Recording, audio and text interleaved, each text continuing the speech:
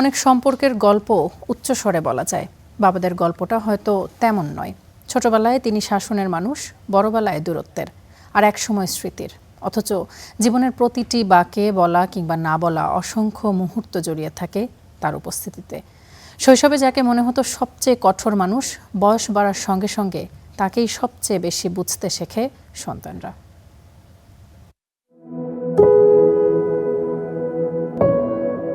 আমার বাবা professor, engineer, doctor এরকম বড় কিছুই ছিলেন না, স্রেফ একজন সাধারণ ব্যবসায়ী। সমস্ত ভিড় পাশ কাটিয়ে সবকিছুকে তুচ্ছ করে তিনিই থাকেন উত্তরাধিকারের দৃশ্যপটে। বাজার আর সংসার নামের যুদ্ধক্ষেত্রে তিনি যেন এক নিঃসঙ্গ শেরপা, যিনি নীরবে সবার জন্যে সাধ আর সাধ্যের মেলবন্ধন ঘটান। কোনো কোনো বছর শীত আসতেও দেরি হয়, কিন্তু তিনি যেন একইভাবে দাঁড়িয়ে থাকা নীরব পাহাড়, যার ওপাশটা কখনো দেখা হয় না। আমার সাথে আমার বাবার সম্পর্কটা একটু দূরত্বের।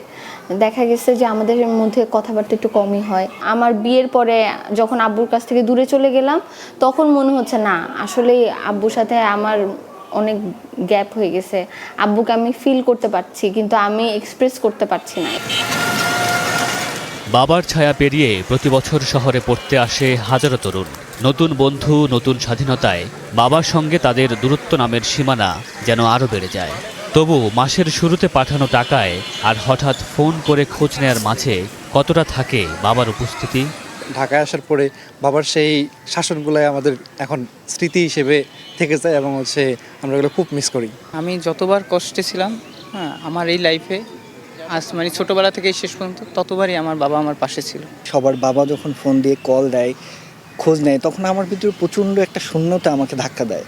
অনেক সময় চোখের পানি লুকায় রাখতে হয়। আল্লাহ, তুমি আমার মা বাবার গুনাহগাতা, সমস্ত গুনাহগাতা মাফ করে দিও।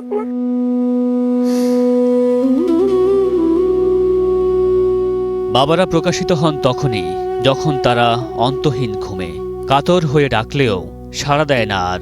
তবু কানে বাজে সেই কর্কশ কণ্ঠস্বর। পৃথিবীর সবকিছু এনে দিলেও পূরণ হয় না খালি বুকটা। তাই মোনাজাতে চাওয়া বাবা যেন থাকেন অনন্ত শান্তিতে। কবর জিয়ারত করে বাবা মার জন্য দুই ফোঁটা চোখের পানি ফালায়া দোয়া করি তাদের, আল্লাহ যেন তাদের সমস্ত গুনাহগাতা মাফ করে দেন। আত্মার টানে আসি।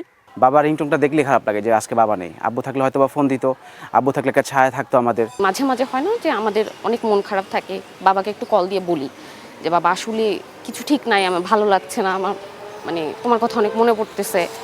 মন চায় যে বাবার একটু হাত ধরে বসে থাকি।